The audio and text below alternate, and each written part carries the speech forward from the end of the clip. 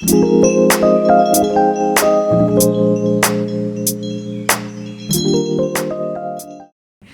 그걸로 써도 바꾸려.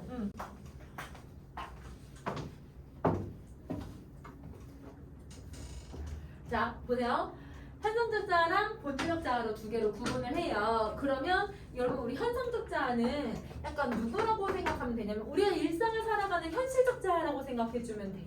그래서 이게 현실적인 모습을 가지고 있고 우리 여러분 현실적인 자아는 조금 현실에 안주하려고 하는 모습을 보이는 경우가 많거든요. 그래서 현실에 안주하려는 모습을 보이는 경우도 많고 세속적인 가치를 추구하는 경우도 많고 이런 뭔가 좀 내가 나약하기도 해. 어떤 경우냐면 여러분 그런 적 없어요? 선생님은 저번에 한번 윤동주 하면서 얘기했던 것 같아.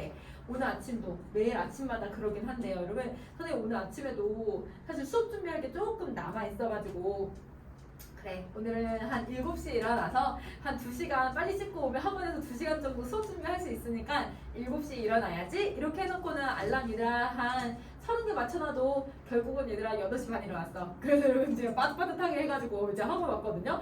그러면 여러분 선생님이 내가 뭘 해야지? 라고 하는 목표를 딱 세웠는데 그거를 해 안 해? 안 하지. 왜 안 하냐면 조금 더 자고 싶고 사실 여러분 선생님 어저께 이제 수업 준비하고 하다 보니까 다 5시 반에 잤거든요. 그러니까 5시 반에 자니까 이거는 조금 더 자고 싶고 이다 따뜻한 이불이 너무 좋기도 하고 내가 나오기 너무 싫은 거야. 그럼 내가 나한테 진 거지.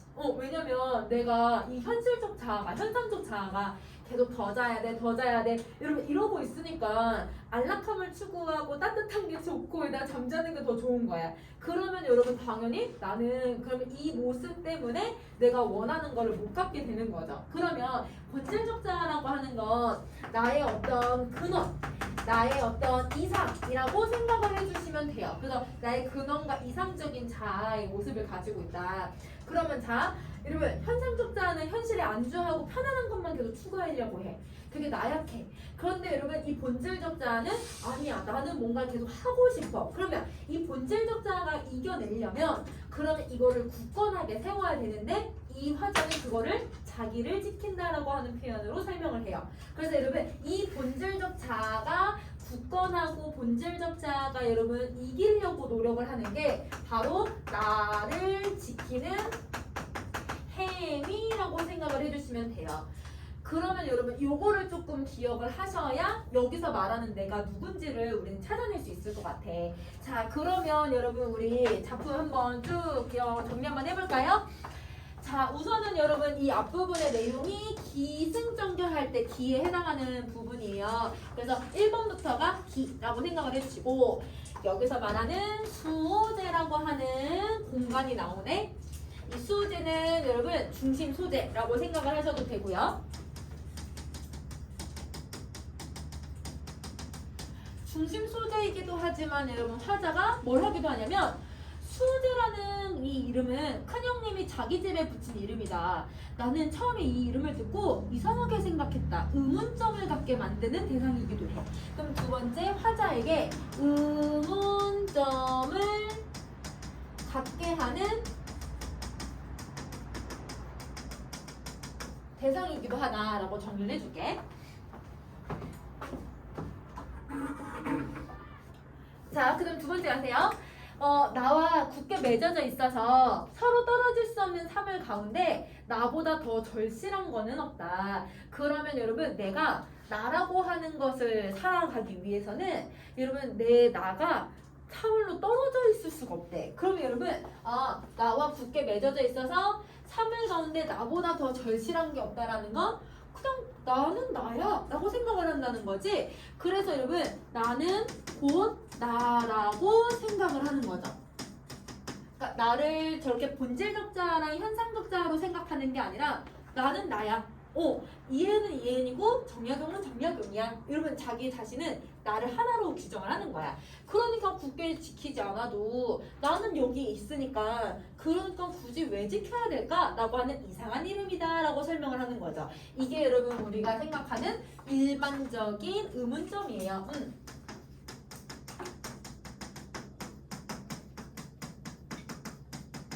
그러면 여러분 사실은 우리도 나라고 하는 존재를 현상적 자하고 본질적 자로 나눠서 생각하는 게 아니라 나는 나지 뭐.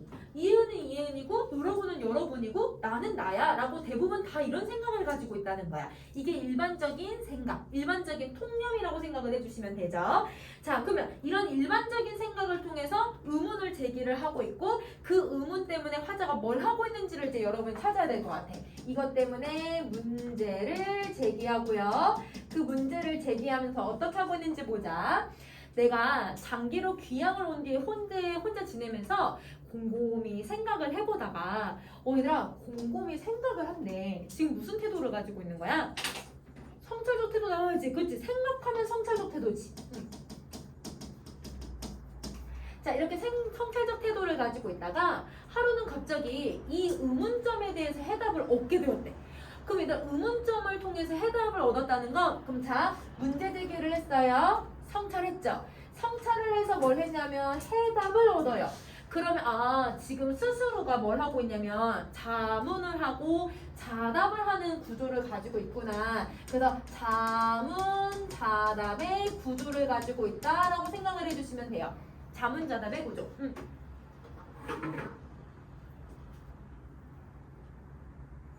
그러면 여러분 자문자답은 어떤 과정을 항상 겪게 되냐면 나를 생각하는 태도와 나를 생각하는 성찰의 과정을 통해서 자문자답을 하고 있는 거야. 자, 그래서 내가 벌떡 일어나서 말을 했대요. 자, 그럼 여기까지가 여러분 우리 기에 해당하는 내용이고 이제 승을 한번 가봅시다. 자, 여러분 이제 어디부터가 승이냐면 아까 3번부터가 승이었어. 이제 3번 승이고 승 쭉 이어지고 있어. 그러면 이제 기승전결할 때 이제 승 부분 한번 더 읽어볼게요. 천하만물 가운데 지킬 것은 없지만 오직 나만은 지켜야 된대. 그럼 여러분 여기 나에다가 동그라미 표시를 해주시고 이게 본질적 자아예요. 그럼 선생님이 동그라미 표시하는 애들은 여러분 본질적 자아. 이걸 지켜야 한다. 그러면 여러분 화자가 무슨 깨달음을 얻었냐면 성찰을 통해서 나의 본성을 내 스스로 지켜야 된다라고 생각을 해. 그래서 여러분 이 말은 여러분 자신의 본성을 지켜야 한다는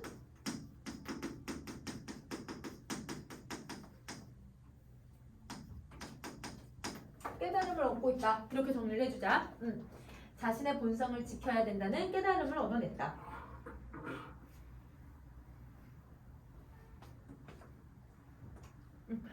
자, 갈게요. 내 밭을 지고 달아날 사람이 있겠는가? 여러분 내 밭 가지고 갈 사람도 없을 거야. 그치? 자, 그리고 밭은 지킬 필요가 없어. 왜냐면 가지고 가는 사람이 없거든. 자, 그 다음에 내 집을 지고 달아갈 수 있는가? 그것도 집을 지킬 필요가 없죠. 자, 그럼 뭘 하고 있냐면 질문을 해. 이걸 지킬 필요가 있니? 지킬 필요 없어. 지킬 필요 있니? 지킬 필요 없어. 계속 여러분 질문, 답, 질문, 답 이렇게 하고 있어요. 정원에 있는 꽃나무, 정원에 있는 과일나무 얘들아 가져갈 사람 아무도 없죠. 자, 그리고 그 뿌리는 땅속에 깊이 박혀 있어서 가져갈 사람이 없어요. 자, 내 책 훔쳐갈 사람이 있는가? 이런 책을 여러분 훔쳐갈 사람 없대. 왜냐면 성현이 경전이 세상에 퍼져서 물이나 불처럼 흔한데 누가 감히 없을 수 있겠는가. 그래서 여러분 이 경전은 내가 잃어버린다고 하더라도 어디서도 쉽게 구할 수 있어. 이렇게 생각을 하고 있는 거네. 내 옷이나 내 양식을 훔쳐서 나를 옹색하게 하겠는가. 천하에 있는 모든 실이 내가 입을 수 있는 옷이 될 것이고 일단 옷이 없으면 나뭇잎이라도 가리면 되지. 어떻게든 옷을 만들어낼 수 있을 거야. 천하에 있는 곡식이 모두 내가 먹을 양식이 될 수 있는 거죠. 곡식뿐만 아니라 길에 있는 얘들아 과일 다 먹을 수 있으면 내 거 될 수 있어. 그러니까 이런 것들은 여러분 내가 지킬 필요가 없는 것들이야. 그러면 여러분 여기 옷, 양식 혹은 곡식에도 내용 표시할게요. 자, 도둑이 비록 훔쳐간대야 한두 개에 지나지 않을 테니 천하의 모든 옷과 곡식을 없앨 수 있겠는가? 없앨 수 있겠는가? 답이 정해져 있니? 정해져 있죠. 없앨 수 없다. 없앨 수 없다. 그러니 천하 만물은 지킬 필요가 없다라고 결론을 도출하고 있어요. 자, 그럼 여러분 지금 여기서 무슨 표현법을 사용을 하고 있는지 쭉 정리를 한번 해버릴까? 자, 네 번째 여러분 사용하고 있는 표현법이에요. 자, 첫 번째 선생님이 네모 표시한 여러분 내가 천하 만물의 예시들 쭉 나열해주고 있어. 천하 만물의 예시.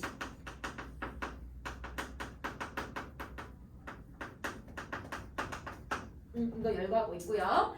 그 다음에 이렇게 지킬 필요 있는가? 그럴 필요 없다. 있는가? 없다. 이러면 질문답, 질문답, 자문다답의 구조를 가지고 있네. 자문자답. 혹시 비유법도 쓰였니? 얘들아, 물과 불처럼 흔한데. 여러분 여기 지금 보면 물이나 불처럼 흔한데라고 얘들아 뭐뭐처럼이란 표현 쓰이죠? 그래서 여러분 여기서는 비유법도 사용을 해요. 자, 그 다음에 여러분 뭐뭐 하는가? 뭐뭐 없다. 뭐뭐 하는가? 뭐뭐 없다. 문장 구조 거의 비슷해. 그러면 얘는 대구법을 사용해도 된다고 봐도 되겠다. 자, 그 다음에 여러분 마지막 다섯 번째. 지금 구체적인 대상들을 선생님이 이렇게 네모 표시를 해가지고 쭉 나열된 걸 찾아냈는데요. 이거를 여러분 뭐라고 맨 마지막에 얘기를 하냐면 천하 만물을 그래서 지킬 필요가 없다라고 해서 여러분 천하 만물이라고 하는 포괄적인 개념으로 설명을 해버려. 구체적인 대상을 쭉 나열해 놓고 포괄적인 대상으로 제시를 해서 얘는 이렇게 해서 결론을 도출하고 있구나. 이렇게 정리를 해주시면 돼요. 결론 도출.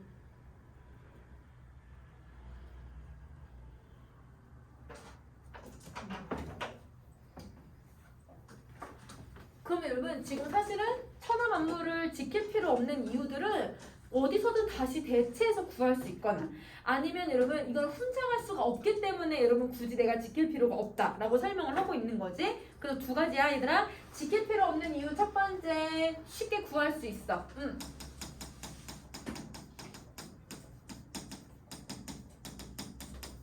자, 그 다음 두 번째 퉁치고 달아날 수가 없어. 집이나 얘들아 다 가지고 도망칠 수가 없잖아요. 그래서 여러분 훔칠 수가 없어서 이 두 가지가 얘들아 천하 만물을 지킬 필요가 없는 이유라고 생각을 해주시면 돼요. 자, 그럼 여기까지 정리를 하셨으면 그러면 여러분 우리 다음 다섯 번째 거 가볼게요.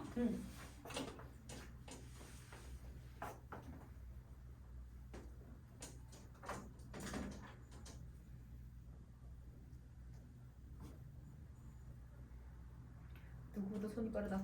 자, 그 다음에 보자.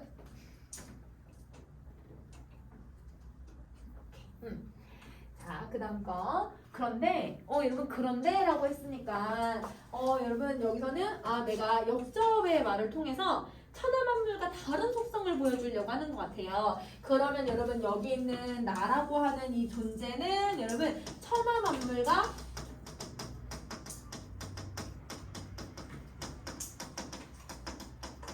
대조되는 대상이다라고 정리를 해주면 되겠다. 자, 보자. 나라는 건 그게 너무 잘 달아나서 드나드는데 일정한 법칙이 없다. 아주 친밀하게 붙어 있어서 서로 배반하지 못할 것 같다가도 잠시 살피지 않으면 어디든 못 가는 곳이 없대요. 그럼 여러분 쉽게 나갔다 들어왔다 나왔다 들어왔다라고 하는 거네. 이 나는 그럼 누구라고 생각해 주시면 되냐면 아까 얘기했던 현상적 자아야. 현상적 자아는 도망다니기를 잘해. 그래서 여러분 결국 내가 여러분 아까 나 좀 지금 너무 졸리니까 좀 더 자야지 아니면 내가 지금 이런 계획을 세웠지만 나 오늘 공부를 조금 쉬고 뭐 할까 이런 식으로 얘기를 하는 거는 내가 쉽게 변질될 수 있는 나의 모습을 얘기를 해. 그래서 현상적인 나의 모습을 지금 여기서 보여주고 있는 거야. 이런 속성을 가지고 있어요. 이거로 깨면 떠나가 버리고 위험과 재앙이 겁을 주어도 따라가 버려. 마음을 울리는 아름다운 음악 소리만 들어도 떠나가고 눈썹이 새까맣고 이가 하얀 미인의 유염한 모습을 보아도 떠나가 버린대요. 그러면 여러분 여기서부터 여기까지가 여러분 내가 어떨 때 떠나가는지에 대해서 설명하는 거죠. 내가 잘 달아나는 예시. 그럼 그 예시 총 4개 나왔어 얘들아. 이익으로 깨거나 재앙으로 겁을 주거나 아름다운 음악 소리 듣거나 예쁜 사람을 보면 이런 경우가 나타난대. 그래서 1번부터 4번까지의 모습이 바로 잘 떠나가는 이유구나. 그러면 이 나라고 하는 특성은요, 지키기가 되게 어렵네요. 쉽게 변하기 때문에요. 그러면 여러분 이 쉽게 변하기가 잘한다는 게 여러분 아까 얘기했던 현상적자가 가지고 있는 특성이라고 생각을 해주면 돼. 그래서 얘는 쉽게 변해서 지키기가 어렵다라고 하는 게 이게 현상적인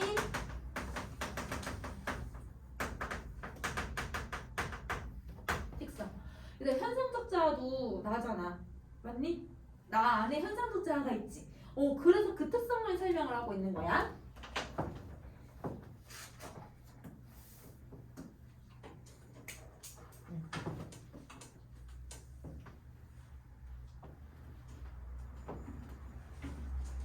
자, 그 다음 거 다시 가보자. 한 번 가면 돌아올 줄을 몰라서 붙잡아서 만류할 수가 없다. 그러니 천하에 나보다 더 잃어버리기 쉬운 것도 없다. 여러분 만약에 이런 경우도 있을 수도 있어요. 내가 인생을 너무 바쁘게 살아가다 보니까 나의 근본, 나의 어떤 모든 것을 잃어버리고 살아가는 경우들도 있을 수 있어. 그럼 예를 들면 내가 먹고 살기가 너무 바쁘니까 내 가족을 등한시해버리거나 아니면 내가 성공만 막 쫓다 보니까 다른 사람들이 얘들아 상처받는 거 보지 않고 내가 그냥 막 달려가면서 성공만 할 수도 있는 거잖아. 그러면 여러분 이런 게 바로 현상적 자아가 가지고 있는 특징이다 라고 생각을 해주면 될 것 같아. 나라고 하는 존재가 누군지를 모르고서 도망을 가버리는 거죠. 자, 그 다음에 어찌 실과 끈으로 묶고 빗장과 자물쇠로 잠가서 나를 굳게 지키지 않을 수 없겠는가. 그러면 여러분 지금 뭘 한다고 생각을 하냐면 여러분 내가 실과 끈을 가지고 와서 쫙 나를 묶어놔야 된대. 그러면 이 묶어놓는다는 건 진짜 얘들아 깡통 묶으라는 뜻이야? 아니죠. 비유적 표현이죠. 그래서 여러분 실과 끈으로 묶고 빗장과 자물쇠로 잠그다 이게 여러분 비유법이고요. 이 비유법은 여러분 나를 단속시킬 수 있는 방법이 뭐냐면요. 성리학에서는 수양을 하는 것을 얘기를 해요. 그래서 여러분 이거는 나를 얘들아 지키는 행위는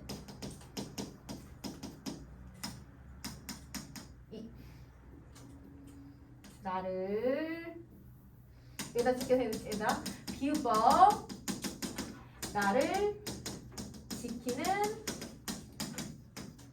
행위는 나를 지키는 행위는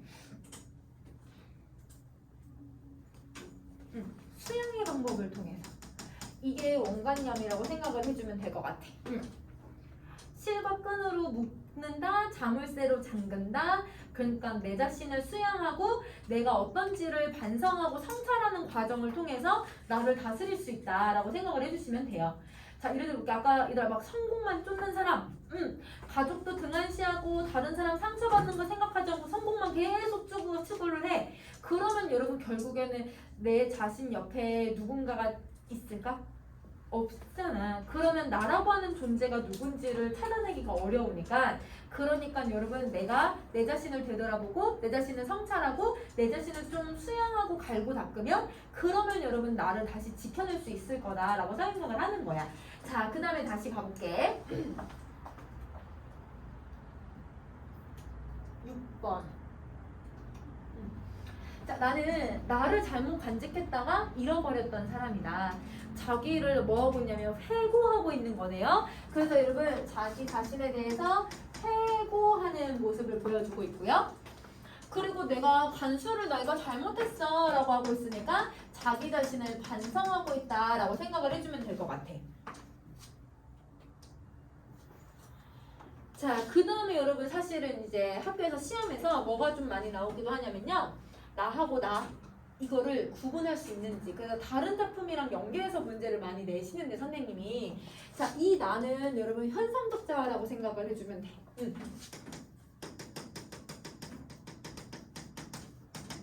근데 여기 있는 나는요, 선생님 세모 표시한 나는 본질적 자아예요.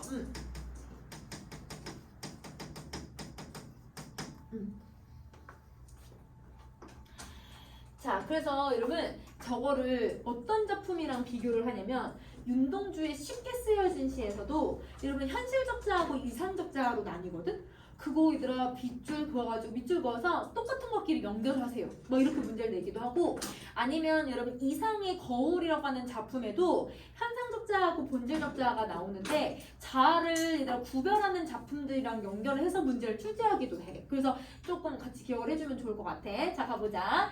어렸을 때 과거가 좋게 보여서 10년 동안이나 과거 공부에 빠져들었대요. 공부만 한 거죠. 자 그러다가 결국 처지가 바뀌어서 조정에 나아가서 검은 사모관대의 비단 도포를 입고 얘들아 사모관대의 비단 도포를 입었대. 그러면 이거는 뭘 얘기하냐면 관직, 관복을 이렇게 표현을 하거든요. 그러면 관복을 가지고서 그 특성을 가지고 있는 얘들아 관직 생활을 했다라는 걸 보여줘. 그래서 여러분 이거는 벼슬기를 의미하고 있는 거고요.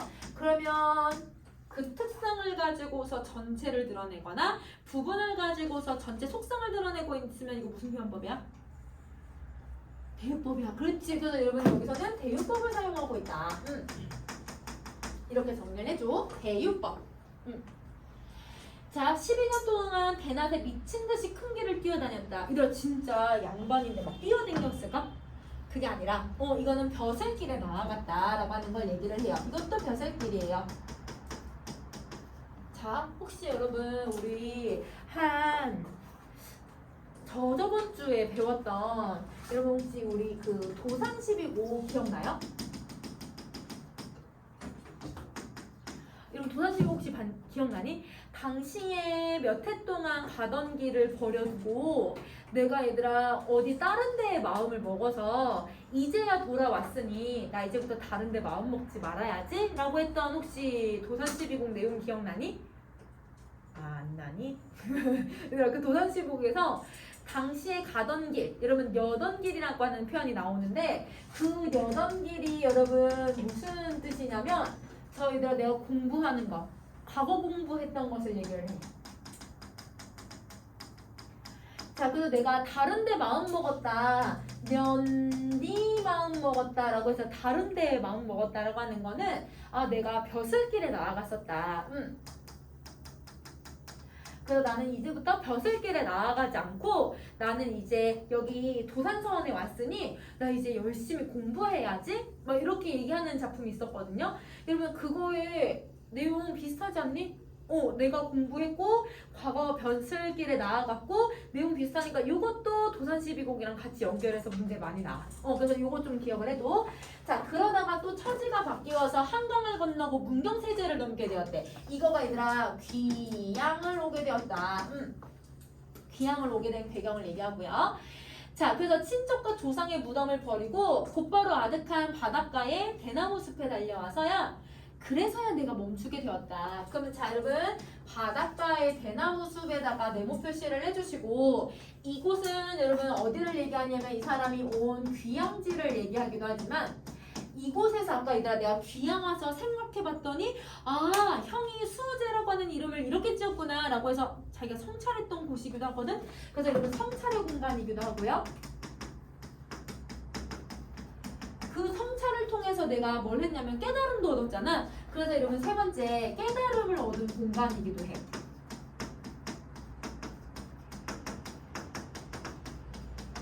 이렇게 정리할 수 있을 것 같아. 그러면 여러분 깨달음을 얻는 게 사실은 나라고 하는 본질적 자아를 찾아내는 공간이기도 해서 나를 찾는 공간으로 봐도 되고 성찰의 공간으로 봐도 되고 이렇게 정리해주자. 자 그래서 이때 나는 나에게 물었대. 그럼 이때 내가 여러분 본질적 자아야. 우리 본질적 자아는 선생님 동그란 표시해준다고 했으니까 이거 본질적 자아라고 써주시고요. 그러면 여러분 아까 여기서도 선생님 빨간색으로 표현한 얘가 본질적 자아라고 생각해주면 되지. 자 너는 뭐 때문에 여기까지 왔니? 여우나 도깨비에게 홀려서 끌려왔니? 아니면 바다 귀신이 불러서 왔니? 네 가정과 고향이 모두 초천이라고 하는 곳에 있는데 왜 그 봄 바닥으로 돌아가질 않는 거니? 그럼 여러분 이 본질적 자아에게 내가 계속 되묻고 있는 거야. 그럼 이 되물음이 이게 뭐냐면 바로 성찰이다. 내 자신을 생각하고 내 자신이 어떤 존재인지를 계속 되뇌이고 있는 거야. 자, 성찰이기도 하지만 여러분 내가 귀향을 왜 왔지? 나는 왜 벼슬길을 이렇게 맹목적으로 쫓아다녔지? 자기 삶에 대한 반성으로 보셔도 돼요. 그래서 여러분 여기선 성찰 반성 두 가지를 써주자.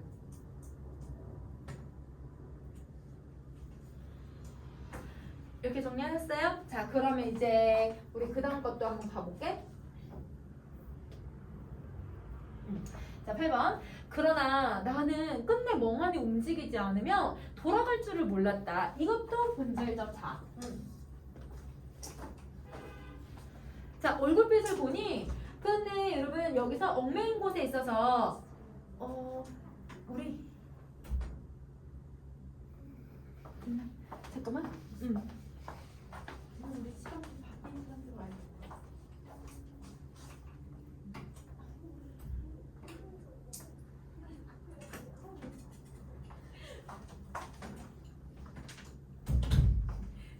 시간 바뀐 걸 몰랐어. 다시. 자, 여러분 여기 다시 읽을게. 자, 여기 그래서 얼굴빛에 있어서 돌아가고 싶어도 돌아가지 못하는 것 같았다. 그래서 나는 결국 붙잡아서 이곳에서 함께 머무르게 되었다. 자, 그럼 여러분 여기서요 돌아갈 줄 몰랐고요. 그 다음에 여러분 이곳에 함께 머물렀대요. 그럼 자, 어떻게 하고 있는 거냐면 여기서 여러분 되돌아가지 못했다는 건 여러분 내가 나에게 계속 질문을 하고 있고 얘가 이거를 나라고 하는 존재가 돌아가야 되는지 말아야 되는지 계속 망설이고 있는 상황이잖아. 그래서 이게 바로 나를 찾는 과정이라고 생각하시면 돼요. 이게 나를 찾는 과정이야. 그럼 결국은 여러분 함께 머물렀다는 건 이게 찾는 과정을 통해서 뭘 한 거예요? 찾아낸 거죠. 같이 하겠다고 한 거니까 결국은 여러분 이 본질적 자아를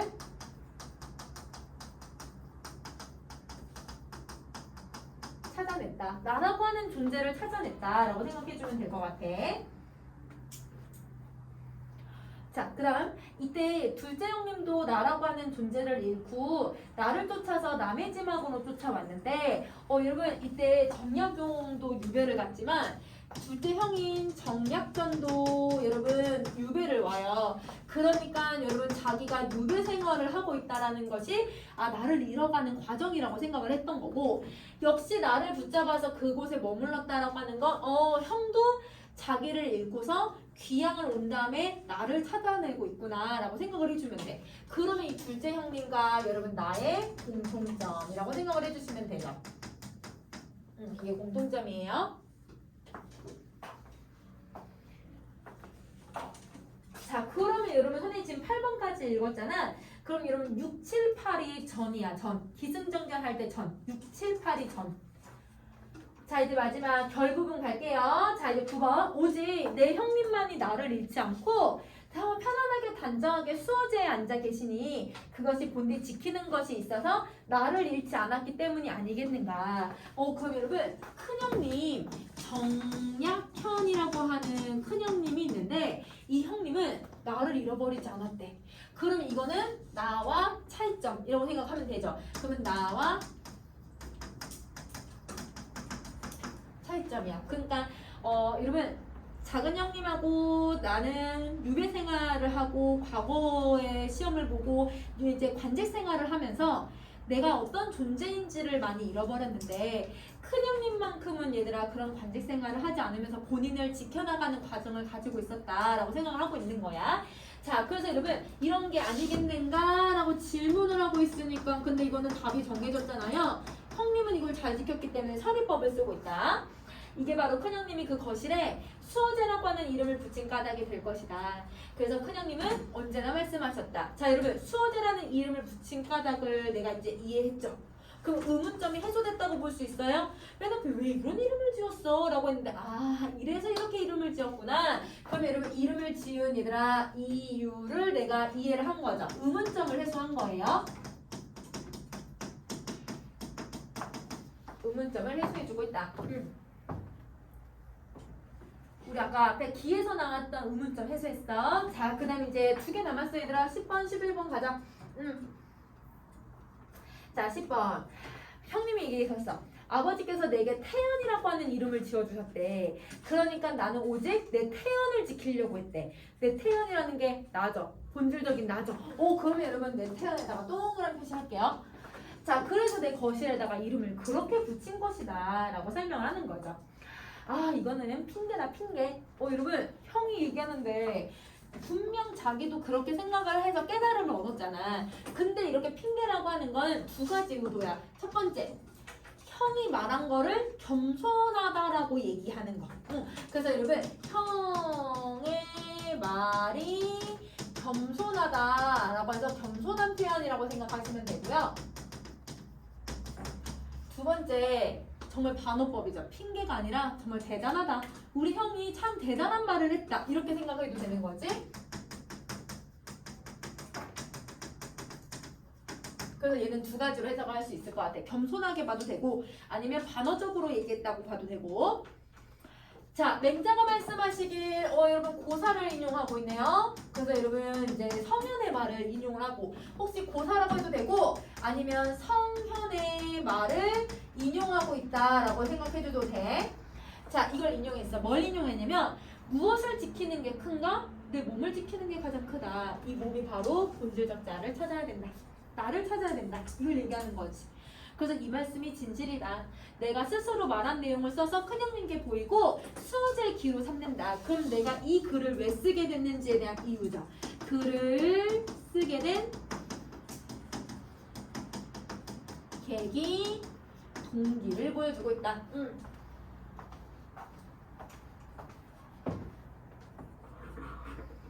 자, 그러면 여러분 9번부터는 결에 해당해. 자, 그러면 여러분 기승전결 내용 정리했으니까 우리 그럼 8쪽에 와서 빈칸 한번 채워보자. 자, 8쪽 가세요. 자, 1번. 자, 여러분 큰형님의 집의 이름이 수호제에 대한 의문을 제기한 게 바로 기일 것 같아요. 자, 그 다음에 의문이 해소되면서 그 이유를 알게 된 게 승이고요. 자, 그 다음에 본질적 자아를 잃었던 지난 날을 회고하고 반성하고 성찰을 해요. 이게 전이고요.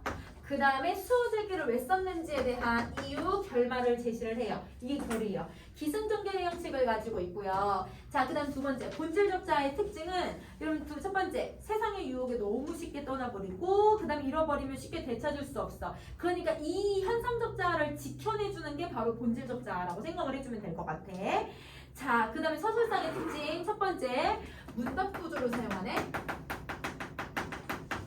그래서 주제를 드러내주고요. 자, 대상에 대한 의문에서부터 그거의 깨달음까지의 과정을 제시해서 독자의 공감을 얻어낸다. 수필이니까. 자, 그리고 권위자의 말을 인용해서 주장과 주제를 두드러지게 표현을 해주고 있고요.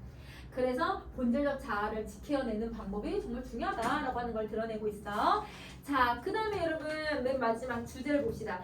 참된 나, 즉 여러분 본질적인 나를 지키는 일이 얼마나 중요한지를 보여주고 있다라고 정리를 해주면 되겠다. 일찍 끝났네? 괜찮아요, 여러분. 일찍 끝났네.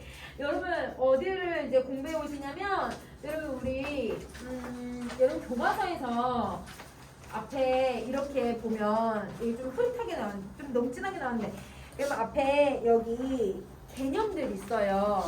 그러면 아까 선생님 인식적 기능과 미적 기능 이런 거 설명했잖아요. 요것도 한 번은 읽어 얘들아. 한 번은 읽어서 와. 개념 정리 한번 하고 그 다음에 다시 또 얘들아 교과서 맨 뒤에 이런 식으로 감상을 마치면서 가면서 여기에 표현법이나 개념을 설명하는데 선생님들이 요거를 보기로 제시해서 문제를 출제하시는 경우들도 있어서 뒤에 여기 있는 부분을 사도 선생님이 설명을 안 하셔도 여러분 요거 부분은 읽어야 돼. 알겠지? 그래서 이 부분도 읽고 교과서 앞에 있는 교과서 개념 얘들아 문학 개념 이것도 공부해오고 알겠지? 한 번씩 읽어봐. 그렇지. 오늘은 얘들아 여기까지 하자. 그러면 다음 주는 우리 다른 진도를 나가고 여러분 혹시